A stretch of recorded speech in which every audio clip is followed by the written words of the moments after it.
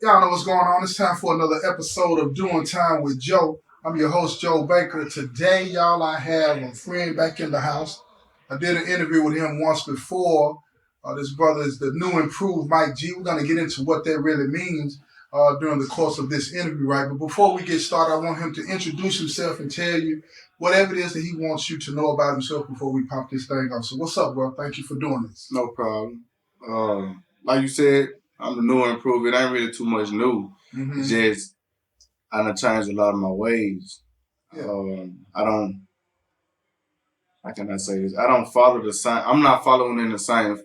So I'm not following the same path I was following Before. Yeah. Okay, we'll get into that a little bit, right? But first of all, I want to lay the foundation for those of you that haven't listened to the episode that I did with him before. Go back and check that out. We'll make sure that you know where you can find it at. But what I want to get into now is let me lay the foundation. How old are you, bro? 23. 23 years old. How old were you when you came in? Prison or just locked up? Prison. 22. 22 when you got here? Yeah, when I got, yeah. When you got here at 22. Since you've been here, I've noticed that you have changed a lot, right? Mm-hmm. You went and got your GED. Correct. Why'd you do that? Because when I was in high school, I dropped out because I had too much going on. I didn't have a stable place to stay. As y'all know that when y'all watched the last video, but I didn't have a stable place to stay. I didn't have a lot of resources then. I really was doing my own little thing, and I didn't take it as serious as I should have. You limited yourself. Yeah. Like a lot of people do, not knowing the consequences of that. Yeah, I was too busy trying to chase up behind my fiance. Chasing them gals, y'all. Chasing them gals. But you know, that's what we do sometimes. Okay, so since you've been here, you've gotten your GED. Mm-hmm. What else have you accomplished since you've been here? Well, I've taken on a college course for Austin P. I completed that. I've completed Victims Impact. Good. What else I done? I got my certificate for career management for success. Your CMS, that's good. Yeah, but my biggest change was stopping the gangbanging and following more in Christ steps. Okay, we're gonna get into that. Now hold on, we're gonna get into that. Okay. But here's the thing. I want to point out to all of y'all that's listening, right? This man came in here, you know, he got to prison when he was 22. He just ran down a litany of things that he has accomplished since he's been here, right? He went up for parole and was denied. Am I correct? Twice. Now you're getting ready to go back up, right? Yep, in March, right. And you're doing everything within your power that I possibly can. That you can. Yeah, everything so I can that you get can. home to my son. So you can go home to your son, right? Right. And on top of that, y'all, this brother has decided to give his life to Christ. Is that correct? That's correct.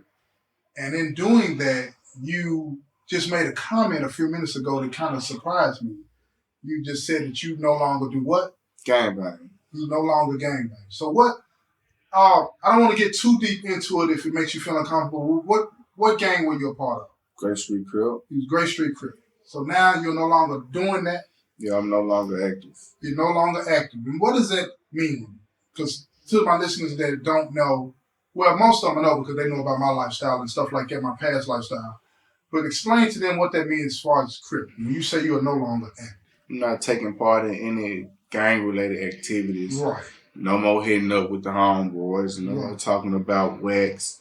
You know, I ain't got to worry about putting in work. None of those type of things. You just stepping away. Just stepping away. So what prompted that, man? And I know you said to get home to your son and all this and that, and but that's a major life change, right? Yeah.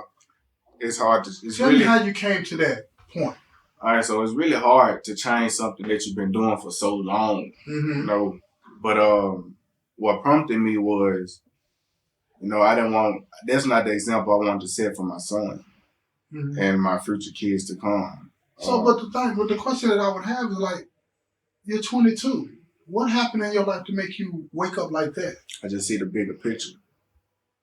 Okay, because I want these other young people that's your age and younger that they're listening to this, right? I want them to know, what was it? You said you saw the bigger picture. What was that? What prompted that? What brought that about? Do you remember? All right, so I've been locked up for 2 years. Okay. Right. I've been locked up since November 21. Okay.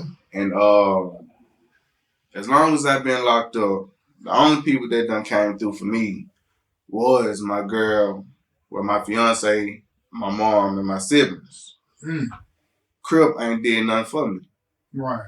I done did all type of stuff for Crip. Mm-hmm. A lot of things I can go into detail about, but right. I'd rather not. It's not necessary. Yeah, but I done did so much for Crip. I done did time for Crip. I done put my life on the line for Crip. But Crip ain't sent me $20, $30. Right.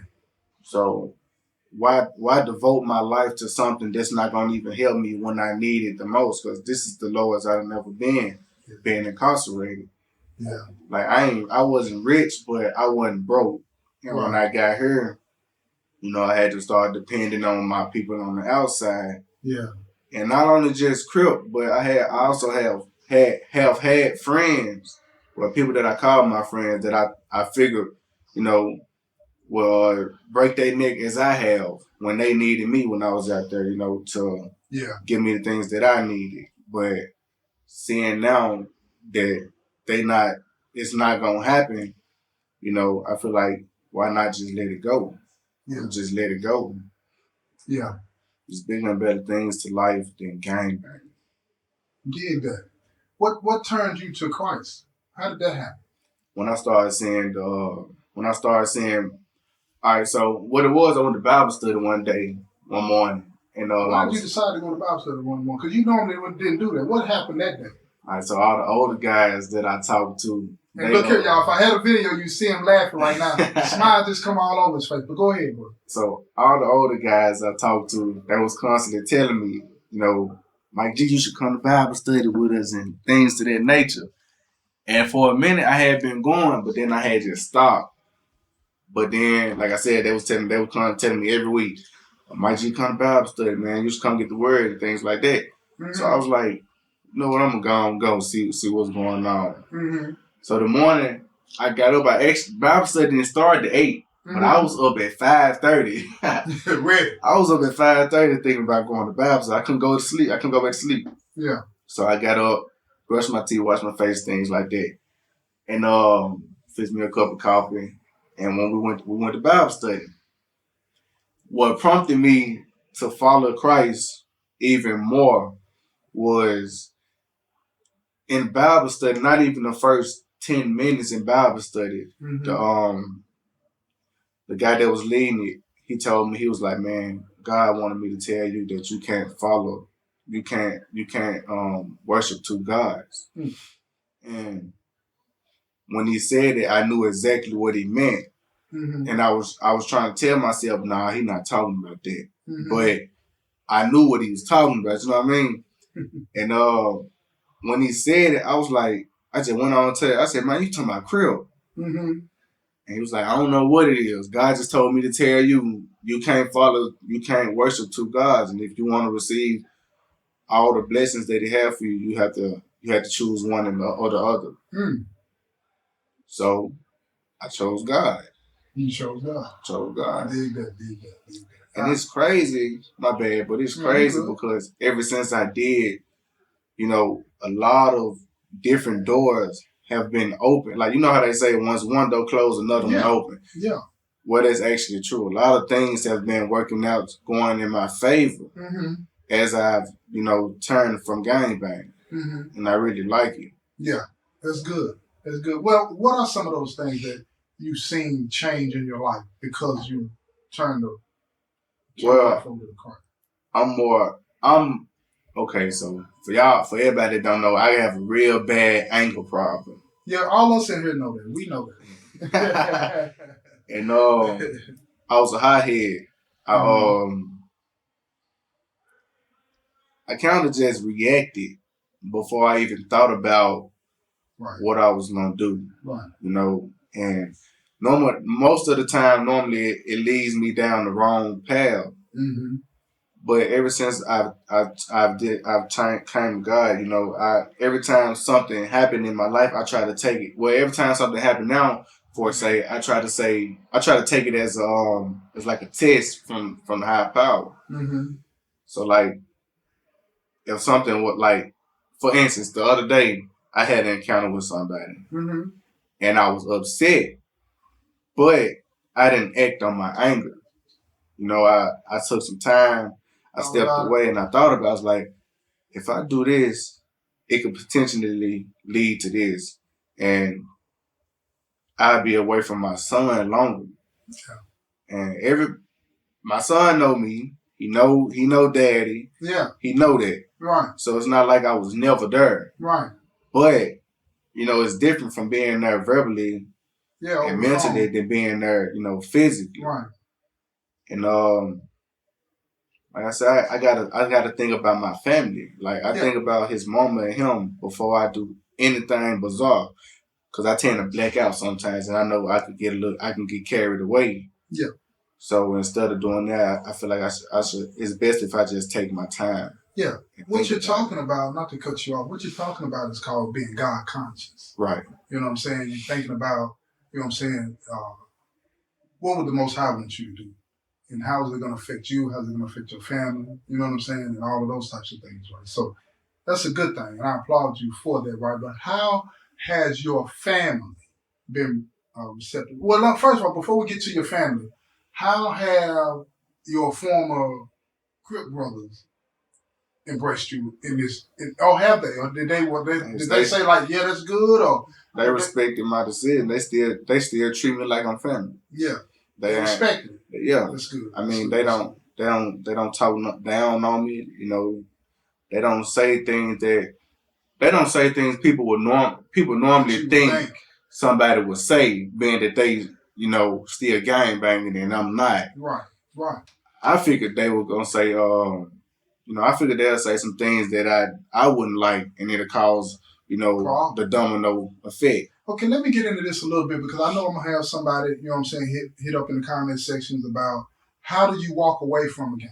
How did you do that? What's the process? Because we all here, you know what I'm saying? I know, you know what I'm saying, back when I was in rotation with GD, it's different for us than it is for Crips and Bloods. You understand what I'm saying? Right.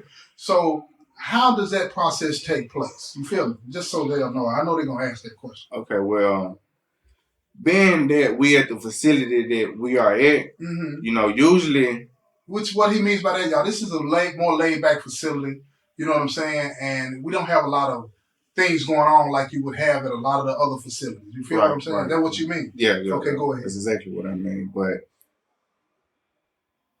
all right, so normally if you ain't got no status, like if you say you're a foot soldier per se, and you want to stop gang banging, well, there's a lot of things. Right. Well, from my knowledge, there's a lot of things you will have to do in order to stop that. Okay. And that's even, I ain't gonna even just say with foot soldiers. I really feel like that's with everybody. Everybody, yeah. Unless you're an OG. So, like, I'm not an OG, but I'm the next thing to it. And I've called and talked to the guy that I was under and let him know how I felt and why I was making the change that I was making, and he respected that. Right. Now, you know, there are consequences and things you have to do afterwards. Right. Like, you might have to get beat off the set. Yeah. Right. Like, I got beat up to get put on the set. I'm gonna have to get beat up to get put off the set. Yeah. But because you being here where you're at, I can do that later. Yeah. If they do it right. If they gonna do it. Right. Yeah. Like I was about to say, that's normally how it would go. Right. But being that the gangs now are so watered down, you know, a lot of things not the way that they were supposed to be. Like, for instance, people think Crip was made, you know, for us to be gang banging against the Bloods and things to that nature. That's not why Crip was made. Right. You know, it was a community thing. Right. And it was formed against the government. Right. That's what it originally was for. Right. But then, you know, a lot of people y'all know how people get their status and all of that. Want to go other places and run things how they want to run it. And that's how all that other shit start rewriting history. Yeah. Start rewriting history. Yeah. Y'all notice how you just caught yourself? Yeah. You know what I'm saying? Y'all catch it. He's finna cuss. Y'all heard him. But here's the thing. Okay, now, how did your fiance, how did your family respond when you told them that? Well, Baby, baby was actually happy for me because, mind you, she didn't even. But he in there smiling again, y'all. Cause that's my baby. Yeah, that's what's up. That's what's up. She didn't like it when I got put on the hood. Mm-hmm. Like, cause she was always telling me, she was like, Mike, we know you're not soft. You know, we know you're not a B. Yeah. You're not weak. Yeah. You ain't gotta join no game, you know, to prove that. Yeah. And being that that's what I was around. When I wasn't with her, that's what I was around. I was around Crips. Yeah. So it's like, you know, at that time, I was family. You know, I'm still family, but at that time, I was actually being treated like family. I needed somewhere to stay. Their doors was open for me. If I needed food in my stomach, they had me. So it's a natural thing for you to become. So it's natural, you know. It's like, all right, my family. Yeah. Like I told y'all this in the last video. My family, they treat anybody from my grandmother on down. They treated us like we were the black sheep of the family. Mm-hmm. You know, everybody's life ain't perfect. Absolutely. And everybody can't do what the next person can do. Mm-hmm. And being that we weren't able to do what they were doing, we were like, you know, the black sheep of the family. Mm-hmm. That nobody want to be around us. Nobody want to fool with us. If somebody wants to fool with us, it's always our fault when something go wrong, things of that nature. Mm-hmm. Well, in actuality, I realized that they were so upset with themselves because even though we didn't have it all, we were content with the things that we had. Yeah. And they got houses that's paid for, cars that's paid for, you know, they got good jobs. So they look down on y'all. They look down on us. But even, like I said, even though we didn't have as much, we weren't complaining. We was content. We was okay. Yeah. Yeah. My mama ain't the best mama in the world, but I love her. That's my queen. And she broke her back to make sure. You play the hand you dealt. Yeah. That's it. You play the hand you dealt. Yeah. You ain't got to explain that. It's understood. You feel me? It's understood, right?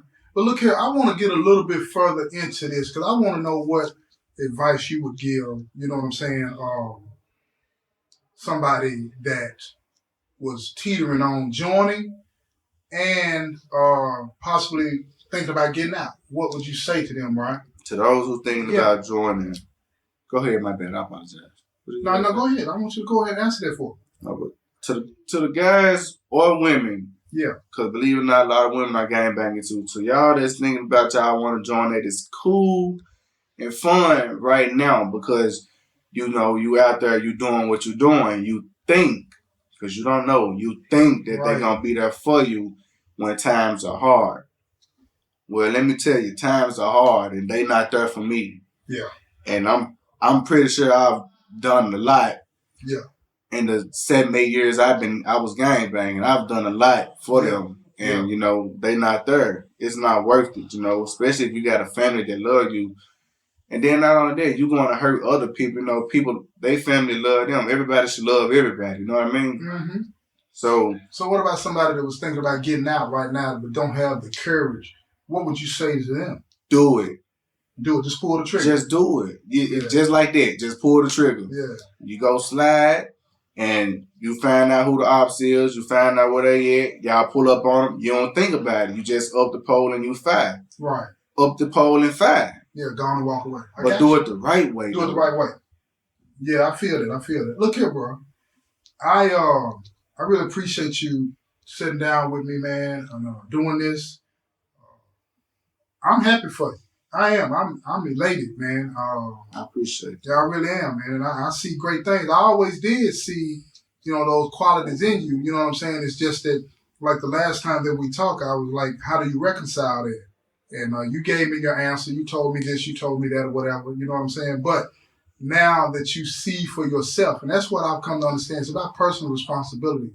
Most people have to see for themselves before they make, you know, those life-changing decisions. You see what I'm saying? And you have. And I'm glad that you have the Most High in your life. You know what I'm saying? And I wish you the best. You know what I'm saying? And again, like I say, I appreciate you doing this. You know what I mean? For sure. Number love, for real. Number love, never too much. Yeah, you better know it. All right, then. Look here, this has been another episode of Doing Time with Joe. I'm your host, Joe Baker, and I say peace, y'all.